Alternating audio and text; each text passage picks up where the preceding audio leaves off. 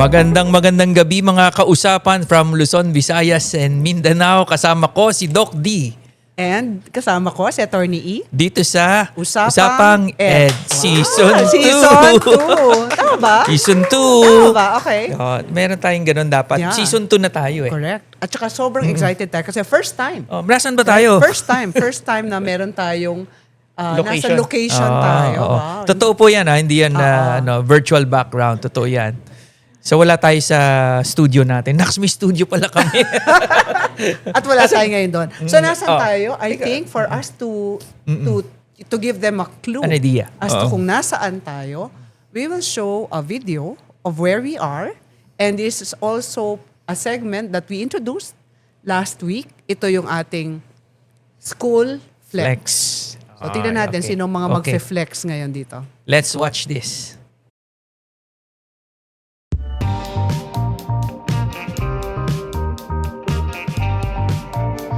For decades, the TESDA Women's Center has served as a premier institution for female empowerment, dedicated to shaping the next generation of skilled Filipina professionals. Hi, I am Hara and I'm a student of Quartet Defense.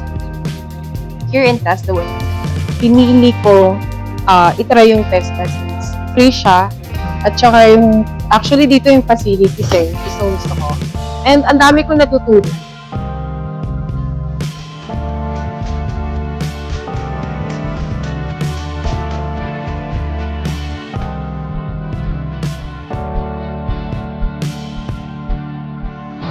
Ako po si Gian Baire. At ako naman si Sander John Cito. Nag-enroll ako dito sa TESDA ng KNC2 para mag-gain po ng knowledge and skills po sa pag-ibig. And ako naman nag-enroll ako dito sa TESDABest Center sa Conference 2 is to also gain knowledge and different skills in culinary arts, specializing in French cuisines.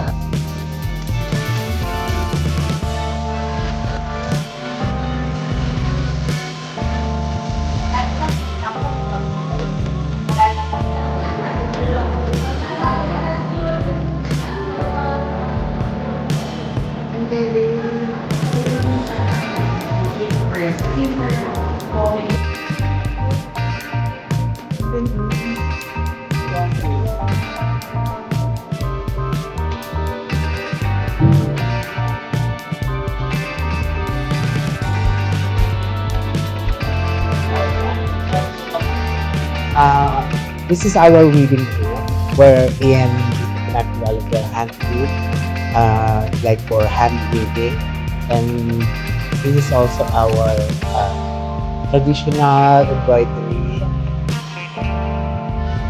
got the flowering for fashion design, creating garment design, one of the core competencies of fashion design and sitting.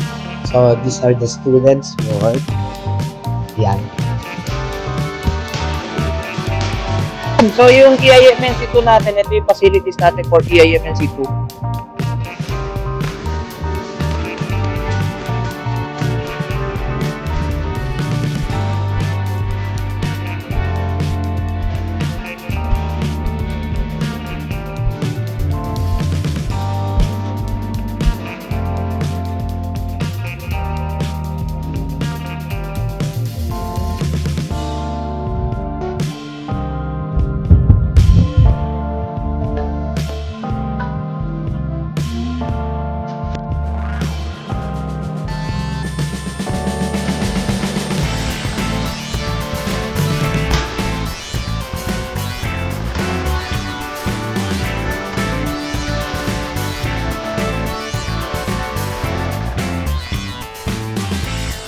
At the TESDA Women's Center, the mission is clear, providing the tools and the community to turn dreams into certified expertise. Yun, okay. So welcome to TESDA pala tayo. Exactly. At the video is the TESDA Women's Center, right? Of course, very, very relevant because of Women's Month. Yes. Pero actually, level up tayo. Wala tayo doon sa right now. Right now. Right now. Nasaan ba tayo right now? Nasa office nung guest natin. By the way, yung video kanina, bago mo ipakilala ang ating very special guest, yung video kanina, ano lang po yon? Kanina lang din kinuha. Hindi yan prepared, That's actually happening as they took the video kanina. Ayan. So, welcome sa inyo lahat. Okay. Excited na So, tayo. yes, we're very excited kasi we did the shoot for the TESDA Women's Center. Again, happy International Women's Month to all the women. And I Yes. saw about 25% now of males, right? Also in the TESDA Women's Center. So thank you for that emphasis and action on equity. Pero ngayon, we'd like to introduce our guest para makompleto na to at para maniwala sila na nandito tayo ngayon sa office niya. Okay, our guest is the 15th and current Director General of the Technical Education and Skills Development Authority or TESDA, holding the cabinet rank of Secretary. Grabe. Wala lang. Level up. Yung hiya ko, oo. Level up And na tayo. prior to serving TESDA, our guest, Secretary Kiko Benitez, was better known as Kong Kiko, as he served as representative of the 3rd District of Negros Occidental from 2019 to 2024 and also served as a member of the 2nd Congressional Commission on Education or EDCOM2. Ayan, ginalingan kasi sa EDCOM2. Kaya yon. Napunta siya dito sa TESDABest. Okay? As Secretary of TESDA, Sec Kiko laid out the 8-point agenda that positions TESDA as a driver of education and economic reform, expanding education access, fixing systems, and banking on the undeniable value of skills as the currency of the modern workplace. Under his watch, TESDA enacted milestone programs like integration of Tech Pro programs into basic education, free assessment for senior high tech-voc graduates, implementation of enterprise-based education and training, expansion of micro-credentials, and launching of modern TVET innovation centers for future-ready learning. Grabe Parang dami na nangyari. Ang dami nangyari. Saglit pa lang yan. Saglit. In the House, he held several key roles, including being the chairperson of the House Committee on Housing and Urban Development. He also led policy discussions on a wide range of issues, from education reform to digital transformation, from circular economy to supply chain resilience, from housing finance and sustainable urbanization to creative industries and blue economy. Parang dapat series tayo dito. No? Dami natin palang pag-uusapan. He's a principal author of landmark laws including RA number 11899 which created EDCOM2, RA number 11904 which aims to strengthen creative industries, Republic Act 11995 which institutionalizes environmental economic accounting in the country, and Republic Act number 12000 which created the Negros Island region. Ito, pinakamasaya, a literary scholar and educator by profession. Secretary Benitez was president of the Philippine Women's University in 2010 to 2018. He earned his MA and PhD in comparative literature, minor in Southeast Asian studies from the University of Wisconsin-Madison, and his Bachelor of Arts in comparative literature, summa cum laude. Ganun lang naman.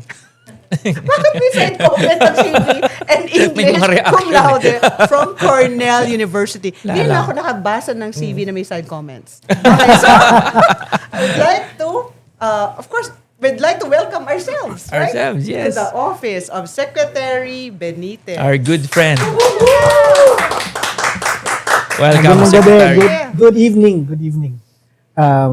Siguro hindi alam ng mga viewers ninyo na ang pagkakilala ko sa inyong dalawa ay hindi lang sa EDCOM2, no? Kung saan tayong tatlo nanggaling, but even as president of PWU, Yes. magkakaibigan na po kami tatlo. So nung sinabi ninyo na pwede bang mag-interview dyan sa office mo, I readily said Yun. yes. Salamat. Right. And we're so, we feel so privileged. Yes. Pero kasi, Sec, talagang ang ganda ng feedback so far sa performance mo as TESDA Secretary. Well, thank you. Yeah. I hear very good words about what you have done. Yung CV mo lang Yung And, CV mo lang and eh. TESDA itself, ngayon parang talaga, big three talaga ang no? Yung at least the same level as DepEd and CHED. Dati hindi masyadong Pero siguro umpisa pag-usapan. natin Yeah, dito sige. sa ano, Oo. wala bang disconnect ito from being a literary scholar Yun and nga eh. educator by profession to doing what you're doing now? No, I don't think so. I think perhaps many people don't realize, for example, that TESDA used to be the main agency that became TESDA was originally NMYC, the National Manpower and Youth Council of the Philippines. At ang sumulat po niyan ng batas, the 1960s, was none other than Tita Helen. Okay, Senator Benitez was the author of the NMYC law.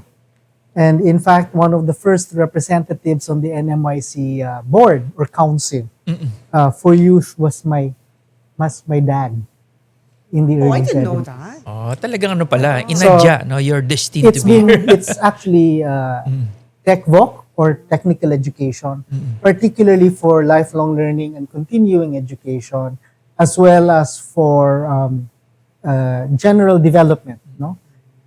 Has been very much a part, I think, of our family's tradition.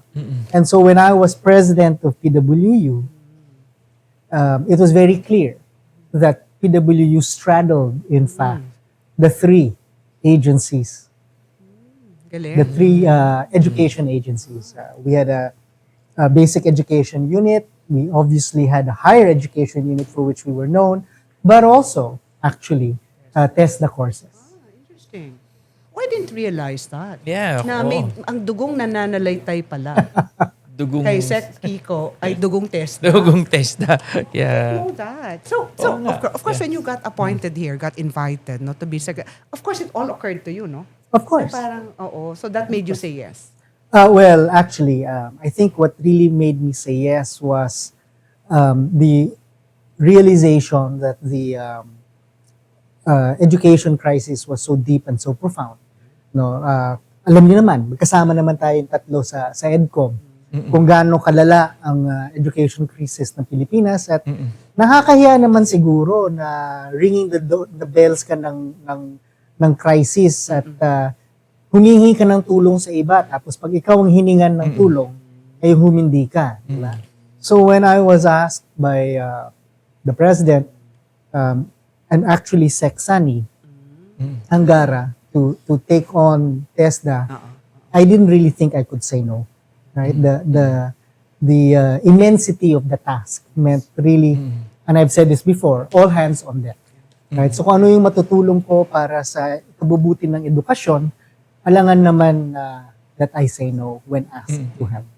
Mahirap ba yun? Was it difficult considering Congress, local politics as an Yeah, option? right, At talaga right. dito, trabaho. Uy, trabaho din naman yun. Pero, I mean, that No, as, but hands-on. Executive. In legislature, of course, number one, oversight ka. So, That's recommendatory policy Yeah. maker That's ka. right. Kumbaga, you're not the implementer. And, you have so much recess. Dito walang katapusan ng Correct. trabaho. Yeah, I agree. Walang tigil. At, kumbaga, alam ni Attorney Erap yan kasi sinisisi ko siya dati. No? Nung nasa EDCOM pa si Attorney E, di ba? Tawag sa EDCOM. Kasi, bakit mo siya sinisisi? Kasi, nung nasa EDCOM ako, kami ang nagtatanong ng executive at yun na kami nga ang eh. naglalait ng Right. executive na may Lalait data. talaga. Right, Diba? right. Oo. Ngayon, Tapos ikaw. ako ang nilalait nila na may data. Kaya hirap pa ipagtanggol kasi alam ko yung data nang gagaling sa EDCOM. Diba? So it's very difficult to be on the other side of the aisle. Right. That's right. That's right. EDCOM keeps us at our toes. Yes. Obviously kasi data-driven tayo. That's right. Diba? That's Kasi right. nandun ka pa rin Yes, hanggang that's ngayon. right. Oo. Dahil data-driven ang EDCOM, Oo. makikinig ka talaga. So, ang tanong lang is gaano kabilis, gaano kalawak ang ating response no sa pangangailangan for education reform.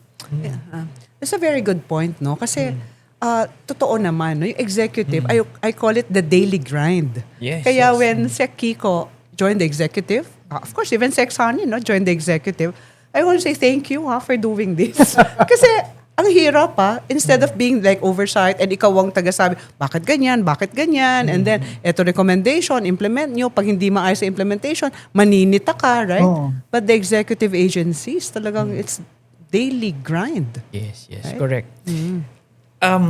Sec. Nahirap, di ko alam kung paano tatawag sa'yo. Muntik na kita matawag na Kong. How would you describe yung yung state of tech-voc in the country? Ang Given state- from your lens now, you're here. Yeah. Maraming bagay siguro na hindi ko man lang naisip talaga. Even though I've had obviously exposure to TVET and to TESDA before, I think one of the first things that siguro timely rin, no, that I think I realized belatedly is the first is in fact as a response siguro to changing conditions ng work. Or you have to Magno-notes na nga kami. Magno-notes na kami. Ito na. Ito na. Kilala niyo naman ako. Correct. No, ang una ko siguro hindi masyadong na-realize is napaka-timely na ang TVET sa totoo lang, because it's skills development, ang buong mundo ngayon is shifting to what tawag ng LinkedIn, skills-based hiring and organization. So, ang hinahanap ngayon ng industriya, sa totoo lang, is industry-verified and certified skills. I don't think I realized the extent of that until I came to TESDA. Pangalawa, hindi ko man lang naisip na sa totoo lang, 50% ng mga nagtitivet ay college graduates na hindi makahanap ng trabaho at bumabalik ng TESDA, kumbaga. Correct. No, para makapaghanap ng certification na madala nila, whether it's to pivot to a new sector of skills or industry or to take it to overseas work, for example. Siguro ang pangatlo na hindi ko masyadong na-realize rin, although it's surprising to me that I don't think I realized it. No? Surprising to you, huh? Surprising to me is there is a cultural bias that has always thought of TVET as second class. No? Yung madalas na madinig na TESDA lang. TESDA ka na lang. No? Mag-TVET ka na lang. Mag-tech-voc ka na lang. Based on a bias that perceived TESDA and skills not only as second class, but as primarily only blue-collar work, manual labor work. No? Sa totoo lang, lahat po ngayon ay pwedeng tawaging skills. And the skills that TESDA teaches ranges from manual labor, meron naman talaga on the low levels, all the way to the high levels, even within a traditional trade. Right? So, meron ho tayong electricians na nag-NC1, NC2, pero maabot po ng NC5 ang electrical training namin. At ang electrical training sa ngayon ay amin ding nilaladerize at credit transfer to electrical engineering and electronic engineering. No? The idea of ladderization and the need for further refinement of our ladderization compliance, kasi may batas po tayo on ladderization, hindi ko ata na-realize yung urgency ng ganung klaseng trabaho until I entered TVET. So, or TESDA. So, sagutin na lang kita. Ang pinakamalinaw siguro is TESDA probably has the shortest runway to training to trabaho. So, kung naghahanap po kayo ng trabaho, pinakamabilis po, mag-TESDA tayo. Pangalawa, siguro, hindi ko rin na-realize na ang bias po ng ating mga magulang, ang bias po ng ating mga estudyante, sa grade 12, EDCOM din po ang nagsabi nito, sa surveys ng EDCOM, 30% thereabouts ang willing at gustong mag-TVET, 70% ang gustong mag-college. Sa totoo lang, ako'y nag-aral din ako sa Europe, no? Sa Europe po, baliktad. No? 25 to 30% ang nagka-college at 70% po ang nag-TVET.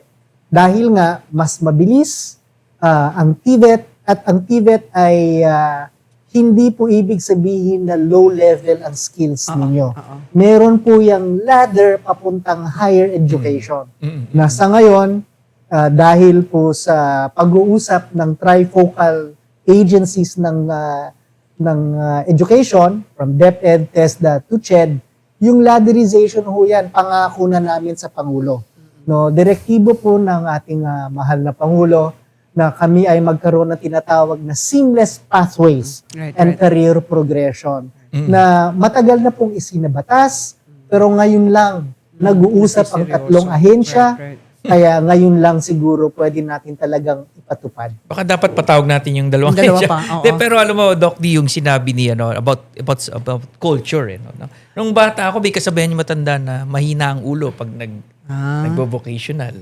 Or, yun nga, parang yung mga manicure, pedicure. No offense, but yun na, very limited ang understanding. Pero yun na, kasi sa in-explain nga ni Sec Kiko na parang we all think it's blue collar. Right? We didn't realize that there's technical, vocational or technical education na some call it High actually level. white-collar TVET. Correct. Pero I have a question, no? Kasi, Yes, sir. Yes, ma'am. di ba, madami kang sinabi na talagang, we all realized na ganun talaga yung state of affairs ng tech-voc. But in the early years, when we visited the Singapore Institute for Technical Education, ITE, isa yun sa tinanong ko, hindi kaya yung pangalang tech-voc ay merong ganong stigma? Yes. Bakit hindi natin palitan ng technical education?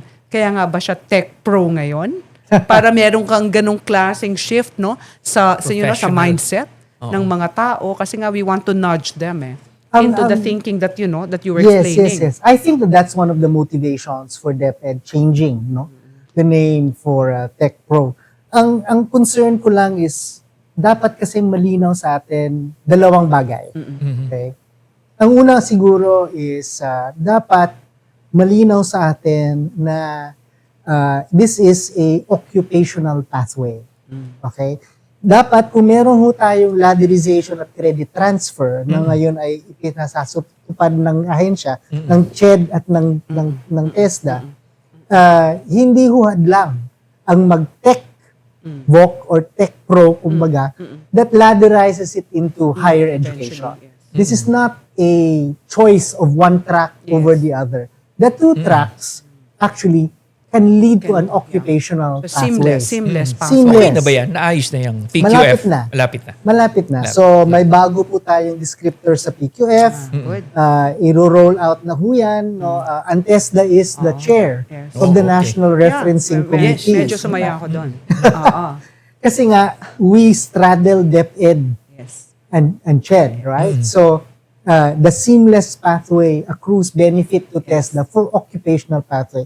The second, I think, that is underappreciated, and maybe the viewers of Usapang Ed perhaps should realize, ang tech-voc kasi, sa totoo lang, is not a second type or second class learning path, right? It is a unique learning path. One that is kinesthetic, hands-on, and experiential, and leads to what careers or enterprises and industry requires. So, magkaiba naman talaga ho yan sa isang purely academic track na nakaalaman. Pero hindi siya second class. No, it is a parallel that the system now needs to be able to bridge in a seamless pathway. No? Kung meron ho kayong mga estudyante na magaling magdiskarte in context, na mahilig ng kanilang hands-on learning, na embodied po at experiential ang kanilang style of learning, sa totoo lang, your disposition for success in a TVET type of learning is probably greater. No? And since we have the shortest runway to a job, kasi ang DepEd, ang cycle ho nila 10 taon, di ba? 10 to 12 years. Ang CHED, ang cycle nila 4 to 7 years. Ang TESDA cycle namin 1 to 2 years. Di ba? So, in terms of the runway to getting a job, TESDA or TVET is probably the shortest way. Right. Tapos kung kayo po ay predisposed sa learning to do things with your hands, learning to use tools technically in an experiential mode, baka naman mas bagay ho sa inyo ang TVET. No? At hindi na ho magiging hadlang ang TVET sa inyo pong pagpupursue ng landas sa higher ed. Secretary, I wanted to ask, no, paano nakaka-apekto sa TESDA programs yung mga problems on proficiency of students, problems on lahat ng mga findings ng mga yan, di ba? Bagsak sa mga assessment. Do you see this as an opportunity to really shift into tech-voc while we're fixing it? Maraming recommendations yung EDCOM. How do you position TESDA now in terms of those problems? Yeah. Ang hirap ng tanong. Ang hirap ng tanong. Kasi sa totoo lang, TESDA is meant to help out-of-school youth that have ALS and so on. But by charter, as Attorney E understands or knows very well, no? Kami po ay post-secondary according to our TESDA charter, and we're meant to deal with middle-level skills. No? Ang premise po ng TESDA has always been na meron kayong high school diploma. So if the high school diploma cannot be trusted because of the learning poverty and deficiencies that we sa totoo lang inherited from the pandemic actually. For the last several years. TESDA is putting into place diagnostics that can help create the baseline proficiencies or ang tinatawag ng TESDA ngayon as foundational or core skills for TVET. So, ongoing po yung effort na yan. Development of the baseline proficiencies. You will use for development diagnostic. of the diagnostic test. Diagnostic. And the development of the micro-credential modules to ensure that our TVET learners have the basic proficiencies needed to succeed in a TVET course. So halimbawa, hindi naman ho kami naghahanap ng taong marunong magbasa ng Dostoevsky. Diba? Ikaw yun. Ito na. Ako yun. Matagal ako nag-aral para Ikaw yun. magbasa ng Dostoevsky. Pati spelling nga ng Dostoevsky, problema. Pero ang kailangan namin, marunong kang magbasa ng manual of operations. Kailangan kang sumunod ng recipe. Marunong kang mag-problem solving at Kailangan ng maghanap functional ng information. literacy. We need a certain level of functional Yes, literacy. yes. No? And we need people who can do measurement, mensuration, and numeracy, right? So there are naman basic proficiencies that we need to ensure no, you have before you enter a TVET system. And it's not the same as the proficiency levels that DepEd requires. Right. So kailan ito matatapos? Kasi I'm excited about that, no? Kasi alam natin, yung grade 3 natin, halos hindi nakakatawid ng 4. Ang laki, ang taas ng fallout niyan. Yung 6 mo, hindi tatawid ng 7. So all of them disqualify the God if they don't have the high school diploma, right? No naman. We have certain courses. Ang mga training standards po at regulations ng TESDA, sa totoo lang, ay nanggagaling talaga sa aming consultation with industry. So there are certain TRs, training regulations, that stipulate that the standard entry requirement is a high school diploma. Okay. But there are quite a few Senior that high do or not. 10? Originally 10. 10. Originally 10, right? So, marami naman ho that do not even 10. Not even 10. Not even 10. Okay. Right? So, TESDA is trying to promulgate those further, disseminate it further. And we're also trying to do it, in fact, online. Malakas po ang aming TESDA online program. No, the other thing I don't think I realized, sagutin ko lang si Attorney E ulit. TESDA serves around 1.6 to 1.8 million Filipinos every year. No? In addition to that, TESDA also provides training for at least 2 to 3 million Filipinos every year online. Online. Diba? Kasi Ganun pala meron po kalakas kami na, no? TESDA online program. No, na pwede rin pong gamitin ng ating OFWs or Filipinos who are not physically in the Philippines because it is totally asynchronous and online. Alam mo, yung lahat ng sinasabi ni Sec Kiko, parang sa totoo lang, yan ang realization mo when we did all of these EDCOM2 reports. Di ba? What is the shortest runway para magkatrabaho, no? Given the learning crisis that we've seen, no, in basic ed and of course, let's admit, even higher ed, no. So what exactly will allow our Filipino learners to be able to be job ready? Tapos yung sinasabi mo na skills-based hiring, mahalaga yun eh. So yung mga magulang, sana malinaw sa kanila kasi sila yung medyo mahilig mag-push ng mga anak nila, di ba? Right. Na kailangan kahit igapang ko kayo, makapag-kolehiyo kayo, di ba? Oo. So ang isa kong motto ngayon ng TESDA sa totoo lang, dahil sa, as you know, the magnitude of this, no, which is really about workforce development, the development of our labor force, to make sure our population is as economically productive as they can be. Yun ang talagang mandato ng TESDA, right? Alam din ng mga taga-EDCOM na meron ho tayo ngayong lifelong learning framework bill, no, na magkakaroon ho ng implementing rules and regulations by May or so this year. TESDA is also converging and harmonizing our interventions and our efforts with as many government agencies as we can. So almost lahat po ng government agencies are involved in one way or another in economic activity.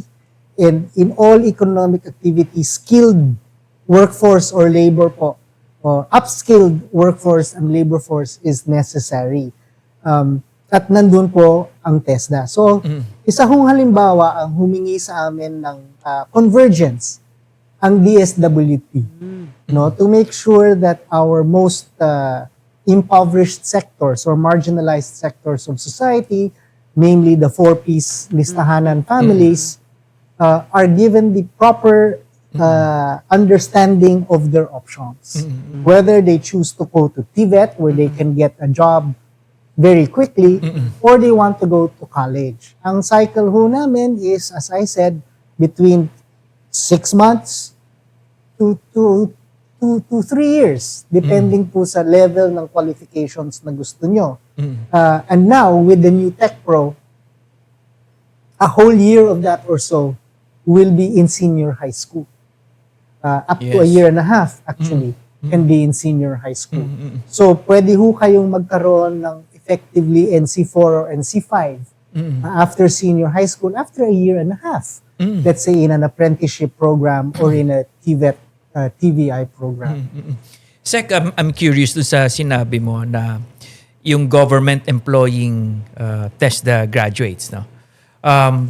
Ayun ba when you entered, when you joined TESDA, ayun ba before nangyayari na? I'm curious, marami rin bang do they end up in government? Madami rin naman. Madami rin naman. But we have obviously issues with CSC. Right? Really? The Civil Service Commission have very clear stipulated guidelines, right? Which are very difficult to unravel unless the ladderized programs and credit transfer becomes clearer.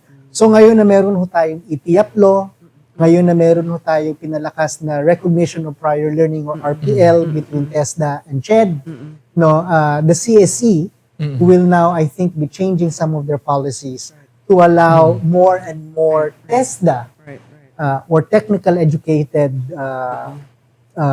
workers, no, into government service. Yeah. Malaking bagay yun, Doc D, no? Palagay ko kasi kung government mismo, no, ang Kasi in mangunguna. other words, sa totoo lang, lahat tayo baka guilty, no? Yung culture na thing, nag-perpetuate yung stigma. tayo ng ganon, na Right, your right. preference is college. And then, you Not know, even government pala. No, I think it's a clear underappreciation of tech-voc or TVET in general. And that, I think, is one of the things that's even under my watch in the last 2 years has been changing. As you know from EDCOM, more and more industry players, right, are willing to hire senior high school students if they have the appropriate TVET certification, right? So we are rolling out free assessments for senior high school Tech Pro or TVET students, both public and private. You would be very happy to know, Doc D, no, na may pera din po na idilaan ang EDCOM, ang Kongreso, for senior high school students kahit na po private school students sila. And a perfect example of this is the NC3 and soon NC4 for early childhood care and development workers, Mahalaga yun. which is also been pushed by EDCO. Pero yung underappreciated siya, yan ba ang naging the reason why you started all of these taglines on TESDABest, sa Maganda TESDA yan. kayang-kaya. yung Saan mga nagsimula ganon? yung TESDABest? Oo. Ganda. So, I think ang TESDABest, totoo lang, nagsimula yan kasi we were hyper-aware that tech-voc was considered lesser. So, we also wanted to be able to leverage the fact that we have a registry of those that have been certified and assessed, assessed and certified, with having the appropriate minimum level skills that industry was looking for. So sa amin, ang TESDABest, sa totoo lang ay dahil ang tech-voc ay hindi second class. And in fact, meron ho kaming registry of those that have passed their certification, which we feel allows you to judge whether they are skilled or not skilled, right? Whether they're competent or not yet competent in whatever skills industry looks for. Ito rin ang naging unang-unang module ng aming tinatawag na Skills Passport. Okay? Ang Skills Passport po ng TESDA ay nasa App Store, nasa Google Play Store, pwede po nating i-download, where we have created a super app that can contain all, in fact, of the TVET ecosystem to help our kababayans chart and curate their own lifelong learning journey, at least as far as TVET is concerned. Kasi anyone? Any Any Filipino. Any Filipino? The only requirement is meron po kayong national ID. Hindi ho kailangan ng physical national ID, kailangan lang ho kayo naka-register sa PSA. Kung meron po kayong PSA number, pwede po kayong magpa-verify ng inyong account with TESDA. Kung saan, kung meron kayong certification, magkakaroon ho kayo ng QR code, magkakaroon ho kayo ng digital resume. Kung naghahanap po kayo ng trabaho, ipapakita po sa inyo ng app kung ano na po ang inyong competencies at ano pong mga occupations or jobs na pwede po ninyong applyan. May match. May matching din po yan in a Find a Job portal that is linked to a number of different job opening and recruitment portals. Most prominently, of course, is our convergence with DOLE. So, nandyan po ang mga peso openings, job openings, na pwede nyo applyan. And the app will also tell you kung mayroon kayong ininanais na trabaho, what other competences might you need. So halimbawa, if you have, an NC in web design, baka naman gusto nyong maging programmer of some other kind, mag-AI, mag-cybersecurity, the app will tell you ano pa yung kulang? how many more units of competencies you might need in order to be competent and eligible for any specific jobs. And then it will tell you which TESDA certified schools are present and available that offers those units of competencies in your catchment geographic area. Wow. And will tell you kung meron pang scholarship slots itong mga eskwelahan para pwede po kayong makapag-apply dun na rin sa TESDA app. Secretary, mamaya we will request baka pwedeng i-flash natin where they will go. But Secretary, I'd like to go to another point, which is you mentioned about skills, competencies. One of the issues with the tech-voc is the concern on soft skills, values, formation, yung mga, kasi industry skills. What about the soft skills na tinatawag? How do you answer that? Yeah. I wanted to ask that din kasi the criticism is, sige nga, may trabaho ka kasi certified ka, pero values formation, kulang na kulang sa ganong klaseng development ng ganong klaseng values and dispositions. Paano natin? embedded ho yan, sa totoo lang, ang values in terms of work readiness sa competencies ng TESDA. No, so as a matter of fact, many of the core or base and common competencies nakalaan po sa aming or nakasaad po sa aming units of competencies ng NC contains many of these values formation requirements. No? These are what's needed for us to be able to judge at what level of proficiency and responsibility you are ready. No, are you ready to supervise? Which means, are you ready to communicate? Are you ready to collaborate and work in teams? Are you able to do a certain level of problem solving? Nandyan ho yan lahat, no, sa units of competencies ng TESDA. So, iba-iba po ang iba't ibang charism, halimbawa, ang Yeah. Don Bosco po. Don may Bosco is a kanyang- faith Catholic. Don Bosco has Oo. its own sense of what that value formation may require, no?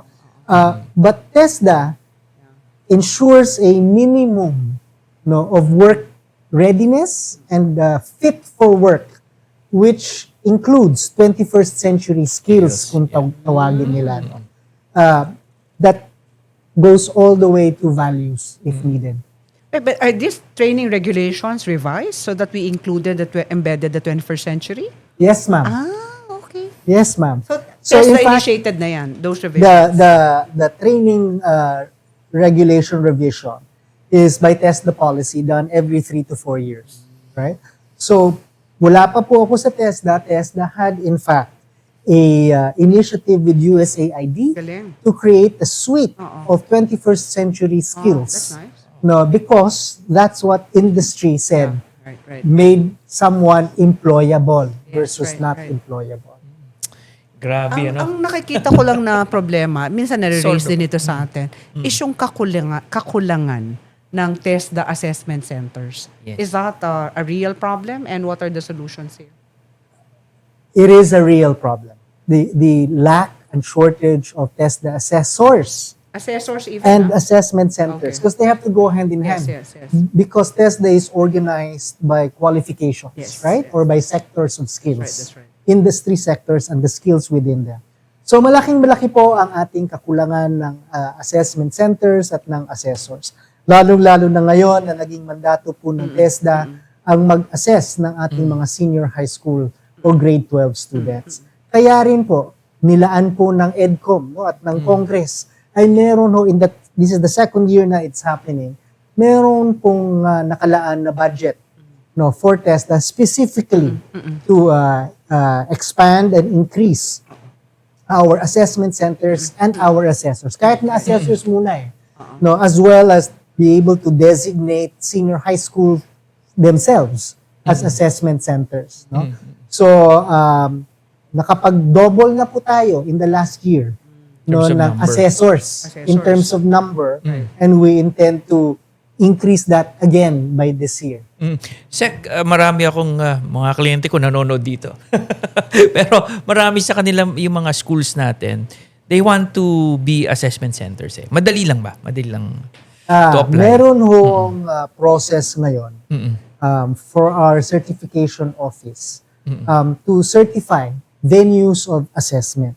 Sa totoo lang, may quality assurance mechanism Yes. po ang TESDA na kung saan we need to have a inspection team para po yung accreditation no para sa mga private schools PASCO natin and all yan. na sanay no to make sure that you have the right facilities as an assessment center and if need be the right number of assessors. Yes. Because we try to make sure na wala po tayong ghost assessment centers, wala po tayong ghost assessors, no? So binibilang po no ang ratio ng assessors to the students at any given time. Meron po tayong kuminsan umaangal po ang ating mga schools kasi meron pong command center, may CCTV cameras to make sure that the assessment is done properly. May panel po yan as part of the assessment system to ensure the integrity of the assessment. Yeah. So, system. sundan ko lang, Doc Dia. Yan ba ay kasi ang usually na fear capital intensive ba na ikaw ay maging assessment center at saka institute, tech-voc institute? TVR. Malaki bang Depende po investment? yan depende yan sa Right, totoo right, lang, right, sa right. qualifications. Right. So halimbawa, kung ang inyo pong qualifications are welding, kailangan ninyo ng welding machines. Di ba? Kung ang assessment center ninyo or ang training center ninyo ay automotive, kailangan ninyo ng sasakyan. Di ba? Kung saan mapapakita ninyo, matuturuan nyo yung mga estudyante and or ma-assess ninyo na meron silang ganungang skills, right? Because we assess the presence or the absence of a competency. But if it is culinary, then you need stoves or ovens if it's baking and pastry. If it is cybersecurity, then you need a computer lab. Yeah? So it really depends on the nature of the qualifications. Some qualifications are more capital intensive than others. Yeah, but my suggestion is as many TVIs as possible, as many institutions that teach should also apply to become assessment centers because the equipment side is the same. Hindi dahil sa nandito siya, pero nandito kasi talaga siya. I think ang naging advantage mo, Sec Kiko, is that you came from an institution that did Education basic institution. ed and higher ed. Yes. And now you TVET. realize, you even have also. TVET. Oo. Right. So now you know it's to my mind it's very clear to you, right? Yes, How yes. the interfaces are, right? Kasi before when senior high was conceptualized, ang laging criticism sa kanya ay hindi naman naging work ready Yeah. yung mga bata sa disenyo ng curriculum, sa paano siya in-implement. In fact, 'di ba? That's what, it really it was an EdCom issue even, no? Yeah. The senior high at maraming ang may gustong tanggalin na yan, right? Because they think of it as a failure. Yeah. No. It was at an EdCom hearing. It was at an EdCom committee hearing where in fact the senators asked what kind of budget might be needed to fix right. some of this. And at that time, nasa EdCom pa ako, malinaw. No, the TESDA said we can in fact certify and assess as many senior high school students who want to be assessed. And that the certification of TESDA is the key to proving employability. Yes, right. So sa ngayon, nandyan na ho ang budget, no? So we can assess. And this month, for almost all regions across the Philippines is senior high school assessment month. No, so sana naman ng ating mga principals ng bawat eskwelahan ay magpa-schedule na po ng inyong assessment. Bago ako bumati ng ating mga viewers, since you mentioned about budget, Secretary, meron ba kayong programa na tutulong sa mga gustong magtayo ng assessment centers or TVIs to help government pero kulang yung pondo or at least training course? Meron po bang ganun? No, so as I said kanina, wala ho kaming pondo for equipment. Okay, sa totoo lang. Pero may pondo po kami to help train assessors, to make sure that your assessment center has the right number of assessors. At meron ho kaming pondo to help coordination. Halimbawa, sa TESDA po, kung ikaw ay assessor, hindi at trainer, hindi mo po pwedeng i-assess ang sarili mong estudyante. Yes. No? Oo nga. So, pwede kang assessment center, ang estudyante mo, kung galing sa same institution, hihiram ho kayo ng assessor galing sa labas. Kahit na equipment ninyo ang gagamitin. Or kung kayo ang mga assessors, pupunta po kayo sa ibang assessment center, no, para hindi ho inyong estudyante ang ina-assess ninyo. Right? So we have funding po to make sure that ecosystem is well coordinated and we have the right number in any catchment area of assessors in any specific qualifications. Sa dami po ng qualifications, no? But what we do not have is funding for equipment and facilities. So kulang pa din. Kulang pa din. Kulang pa. What about staff complement? I mean, parang ang dami-dami mong gustong gawin. Right size ka ba rito? Okay Siyempre lang. hindi. Hindi. Pero Parang tinarayan ako. Hindi. Siyempre hindi. Okay. Siyempre hindi, di ba? So, salamat din sa EDCOM. Meron ho tayong TESDA Modernization Bill ngayon, no? Yes, Na I think malapit nang matapos sa lower house at mag-uumpisa na ang hearing with Sen. Lawrence sa Senado. Nakasaad din ho dyan ang pangangailangan namin on the ground because our personnel is severely lacking. Pero nakakahiya hong umangal kasi mas konti Daming po ang problema. nasa CHED. At kailangan din po nila ng Akala ko yung personnel. DepEd ang problema natin kasi kulang na kulang din sila. Kulang na Sa kulang ho ang classrooms, DepEd. sa libro lahat. Totoo rin yan. That's right. Pag daw niyo masyadong galingan, baka magalit ang CHED. Wala na mag-college. But anyway, kung may mga tanong po kayo sa ating mga viewers, pagkakataon na natin to, no? Meron Pero kung tayo. sobra akong natuwa dun sa dun sa diagnostic. Diagnostic. Oo, para hindi na kailangan na grade 10 completer, grade 12 completer, right? In order for you to avail of The diagnostic is meant to do two things, right? One is to see recognition of prior learning, actually, to see what you already know. The second is to make sure that you have the core level of skills and competencies to thrive in the TVET ecosystem so you can succeed. And the third is actually we are designing the micro-credentials That's right. para kung kulang ka, alam mo kung saan pumunta para mabigyan ka ng incremental skills as needed. Hiniram ho namin to sa Australia. Sa totoo lang. Actually, nakakatuwa kasi like for example, halimbawa, isa kang estudyante sa isang classroom na congested. Or minsan nasa corridor ka na siguro. Di ba? Things like that. Wala kang libre nun. Minsan may ang feeling mo, paano ang future mo, right? Paano? If this is the environment you find yourself in. Kaya nakakatuwa yung TESDA Yung opportunity mo doon na talagang pwede siyang, the shortest, route to find employment. Diba? Sobrang dami nang nangyari na sa TESDA. So, Parang kailan kayo ulit ng parang joint yung sec? 10-year plan implement niya. So we're curious, what is left for at least within your plan? Mag-implement nga siya ng 10-year Ano pang workforce kulang parang development no? plan. Parang ang dami nang nangyari, but what is left for No. TESDA to There's still conquer? quite a lot. No? Sa totoo lang, we are now rolling out with help of ADB, ang amin pong tinatawag na Regional Training Innovation Centers. Okay? Ang fear ho kasi is magkakaroon tayo ng training, but kagaya din ng sinabi ng EDCOM, puro tayo nasa level 2 or siguro level 3. No? Kung saan entry level lang po ang ating workforce development.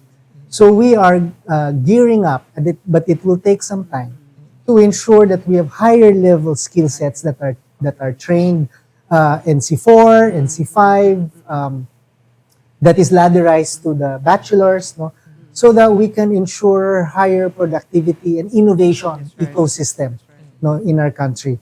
Kasi just as TESDA provides you with economic development that that bridges the levels of proficiency kung kulang man tayo ngayon. No, TESDA also, because we're technical education, can provide higher level training for applied technology. That's right. No? And that's what we will need kung ang ating demographic dividend na mga 12 to 15 years na lang natitira. Oo nga. Kung saan magiging aging na po ang Pilipinas, to maximize that demographic dividend and make sure that as we breach middle income economy status, hindi ho tayo mahulog sa tinatawag na World Bank na middle income trap. Kung saan ang kailangan po natin ay ang workforce na hindi lang nahahasa sa entry level, kundi higher productivity with innovation and complexity of our economy. Nandyan din po yan sa TESDA. May ambag din ng TESDA dyan. So right now, we are rolling out regional training innovation centers to set the foundations, no, for that effort. And that's still coming. What's the timeline for that? The Before next you 2 you years. have to finish everything I now. won't, it will be after MIPA, for sure. Oh, okay. Doc D. Oo. Pero striking yun kasi alam mo, parang even if it is often-mouthed. Sa totoo lang, yung delivery sa classrooms, even in basic ed, hindi creativity and innovation driven. They're very rote. It's memorization, so traditional, teacher focus. It's really not. Everybody says learner-centered, but it is not. Hindi, pero kaya nga maganda Ang hirap. ang maganda Oo. sa TESDA, sa totoo lang, ang TVET is premised on diskarte. Marunong ka bang mag-diskarte in context of your workplace, di ba? So tuturuan ka kung ano ang kailangan mong hands-on skills, sumunod dun sa standard operating procedures, but they throw you problems para ma-solve mo, madiskartehan mo. It's a kind of learning that cannot be just in a classroom. In a classroom. Nakaupo ka at nagsusulat. What I'm saying is that's why it's very good that TESDA and DepEd are talking talking. very often now. Yes. Because yung diskarte na yan at innovative mindset na yan at creativity na yan at lakas ng loob na yan, dapat tinuturo yan sa baba. Yes, Meaning, yes. dapat yung environment sa baba, ganyan. Hindi yung sisigawan ng teacher or, bawal, Hindi, kaya magpapasalamat ako sa Very itong dalawang traditional. Attorney E and Doc D, di ba, na Usapan Ed. Kasi naging bahagi ho sila ng EDCOM. At siguro, aaminin na natin na dahil sa EDCOM, Oo. nag-uusap ang tatlong ahensya ngayon ng gobyerno. No, and it's because of the oversight that has been provided. The failures of the system is clear, and the potential or recommended solutions are also very clear. clear, No, and kami po ay being held to task Held to account. Yeah. and to account pag hindi po kami nag-uusap. Sabi ko nga, title pa lang ng mga EDCOM reports, malalaglag ka na sa upuan mo Ng first report, miseducation, failed system. Second report mo, a matter of national survival. Diba? Fixing the foundations. Like, the titles pa lang are so courageous, no? And really Pero ngayon sabi nila 10-year. diagnosing. Ha? Ang title ngayon 10-year reform. Hindi, Subtitle, in turning point naman. turning point Very for a prophetic. 10-year reform. Prophetic and optimistic, diba? Pero it's okay pa din. And alam mo, ito rin talaga kasi yung nag-umpisa nung idea na mag-EDCOM ako Ito rin ang tinatawagan ko noon Ano ba yan? Ano bang Uy, gagawin? ang hindi mo alam siya din. Ako din. Tinawagan ko Hindi rin ko yan. rin sabihin. Oo, Oo nga. ito yun, diba? Ano ba yan? Ano ba pinag-usapan natin, diba? But really, very good work that's being done Yeah, here in congratulations. TESDA. And really, if you visit TESDA, you will, never will you say that this is second class, Pagpasok mo pa lang, saan ka nakakita ng opisina na may bar? So at dahil dyan, kailangan At natin dahil dyan, puntahan. Kailangan na pumunta. Doon na Kailangan tayo ipakita babate. natin, di ba? Okay. Sorry. Sige. Tumayo na ako. Excited. Excited. Marami oo. nagpapabati dito. Good PM daw, Secretary Kiko. Sabi ni Sharon Ramos, Peña, Florida. Sabi niya, kindly include private college students for free training and assessment. Di ba yun? Nasa batas po Nasa High batas. school. Oo, high tama. school. Senior Yeah. high school po ang Oo. nasa batas. Oo, good point. Sabi ni John Ivy Copina, hello sir, I am a student from GSAC. Binisita Yes, daw ni, Gisak. Gimaras, binisita ni Gisak. Oo, Very I was Binisita. just there. Yes. Ayan, sabi niya, Oo. nandito daw kayo. Oo. Pumunta dito sa school namin. Ayan, hello sa iyo dyan. Oh, okay. Si Paulo Legaspi, kasama natin Yeah, pero to. alam mo, that's enough proof, College graduates taking the courses to find work. How else will you, di ba? What other evidence is needed, no? Hindi mo alam Na kung hindi okay yung kasi yung kolehiyo, TESDA or right? bad kasi yung college. Hindi. Iba. Iba. Iba. Correct, Iba correct. ang direksyon. I mean, iba ang kilos. ng- Or yun na nga. But Hindi it is makahanap ng because trabaho. nga of skill-based hiring and the focus on skills development. Kaya papunta doon. So, medyo, should be something that should open the eyes, no? Of parents, to my mind, no? Who really are, parang lakas ng pressure kasi, di ba, na mag-college yung bata, Sa ibang bansa, Status banggit mo symbol, rin, eh. Singapore, nagpunta tayo. Oo, di ba? oo. Hindi naman ibang tingin Oo. Iba lang talaga, sa unique track. It's a different Path. track. Different path. Pero It hindi looks so siya- exciting, so innovative, so high-end. May mga It ganun looks very kasi, yun ang progressive, inclination, yung Hindi, kasi kanina, Correct. di ba, you were Hands-on saying talaga. animation. Yeah. Di ba, you were talking about Game development. game development. Oh, these are the courses, right? Yes. Yes, absolutely. Interesting. Absolutely. Di ba? At dahil dyan, Ma- pumunta na raw tayo. maipilit lang. Pumunta na tayo At sa dahil exciting dyan sa part. discussion ng animation, Oo. pupunta tayo sa bar. Halika, samahan nyo kami.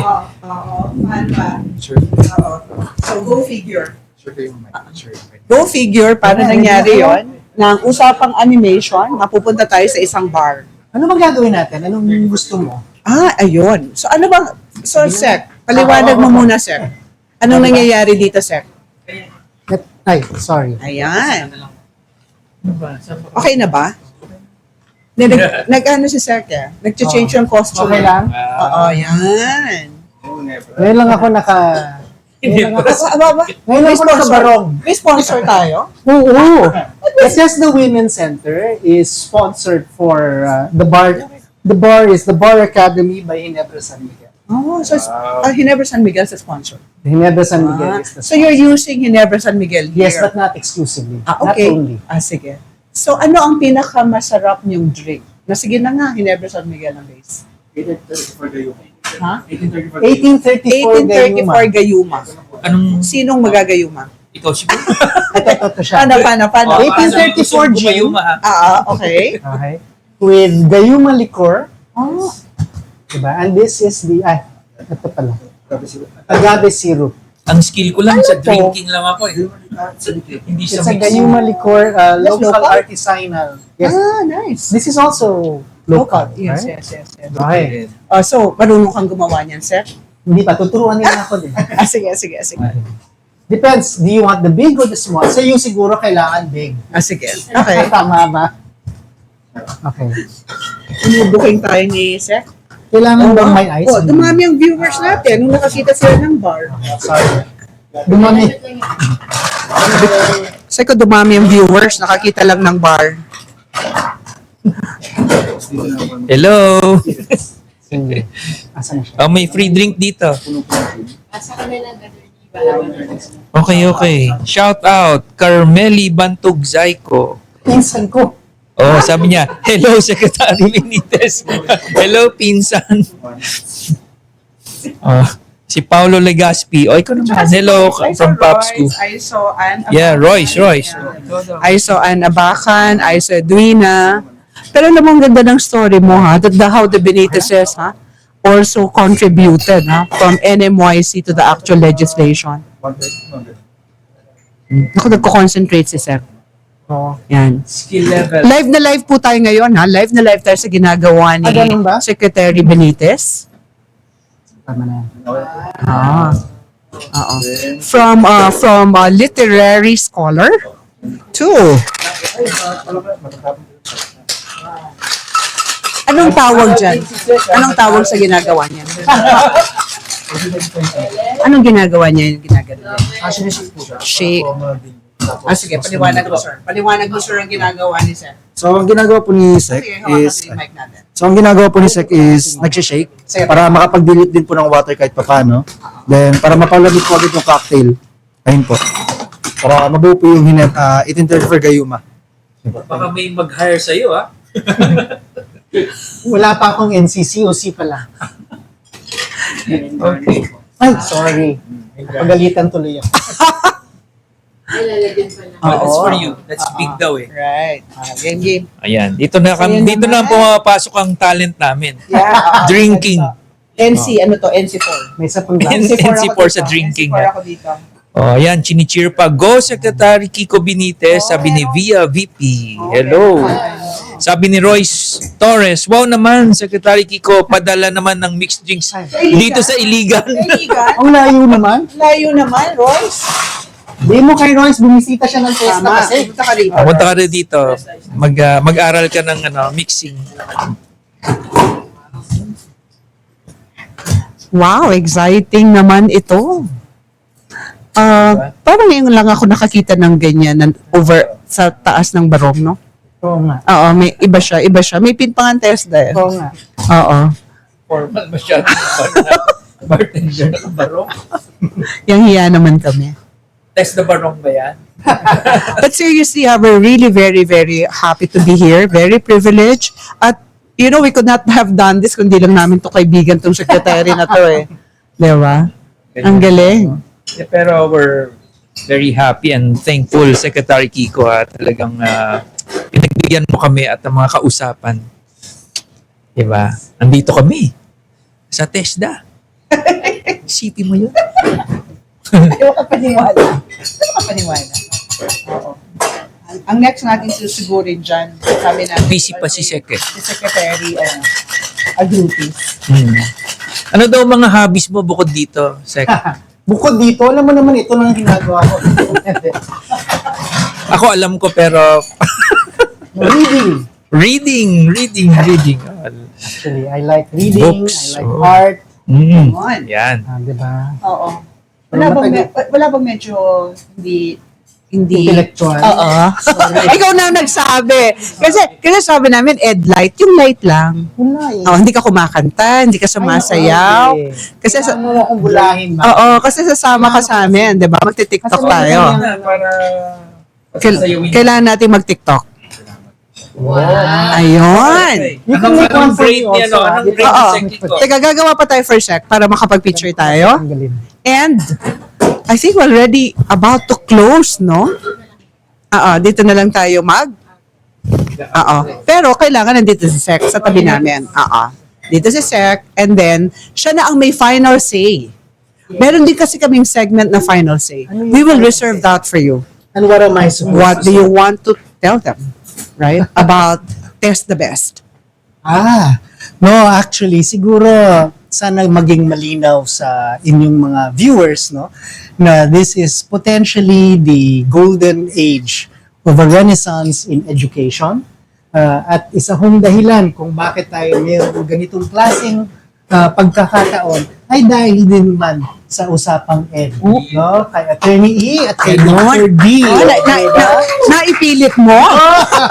Naipilit mo? Kasi ang aming motto ngayon sa TESDA, sa totoo lang, ay basta't sama-sama sa TESDA, kayang-kaya. Kaya ako'y nagpapasalamat sa itong dalawang pillars, no, of Philippine education. No, private education.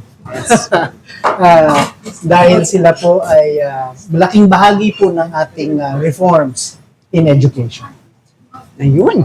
Diba? Yes. So yun na yun. Final say na yun. Paggabi, ang energy. So with that, we'd like to thank everyone. Of course, we'd like to thank especially TESDA Secretary Benitez. And of course, lahat ng nandito sa TESDA, kanina pa nila kami wini-welcome at ginugulo namin sila. And we're very happy to be here, Secretary. It's really a privilege. Thank you. Of course, muli nating nakasama si Doc D.